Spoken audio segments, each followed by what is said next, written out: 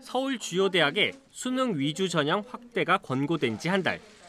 온라인 입시 커뮤니티엔 대학마다 정시 확대는 얼마나 될지, 내년도 입시는 어떻게 될지 혼란스러워하는 수험생의 글이 줄을 잇고 있습니다.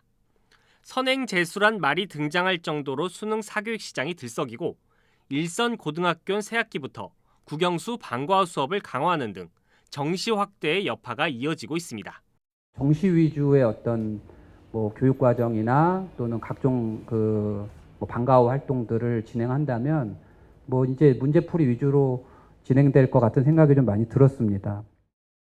정부가 서울 16개 대학에 대해 권고한 수능 중심 전형 비중은 40% 이상.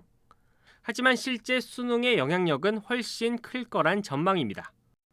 학생부 종합전형에서 비교과 영역이 축소된 만큼 대학들이 수능 최저학력 기준을 적용할 가능성이 있기 때문입니다. 이럴 경우 학생부 중심 전형을 준비하는 학생도 수능 준비에 소홀할 수 없습니다. 정시 확대 플러스 최저 기준 강화 이런 분위기가 되면 사실상 학부모나 학생이 자구책 차원에서 찾았던 수시와 정시에 대한 선택적인 접근, 수요자들이 지혜롭게 선택해서 변화의 어떤 그런 여지를 만들어나가는 이런 흐름들이 완전히 막히지 않을까. 늘어난 정시 비중은 대학에도 고민입니다. 대학에 등록하고 수능을 준비하는 이른바 반수생이 늘어 결혼 문제가 발생하고 대학 면학 분위기도 해친다는 겁니다.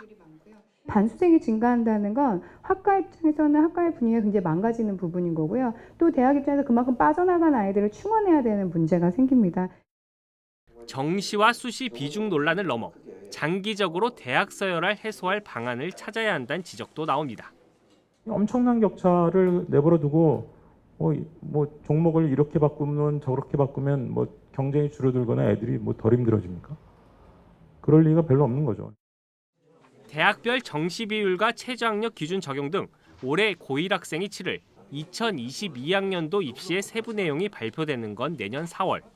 학교 현장의 혼란과 불안을 해소할 추가적인 대책 마련이 시급합니다. EBS 뉴스 송성환입니다.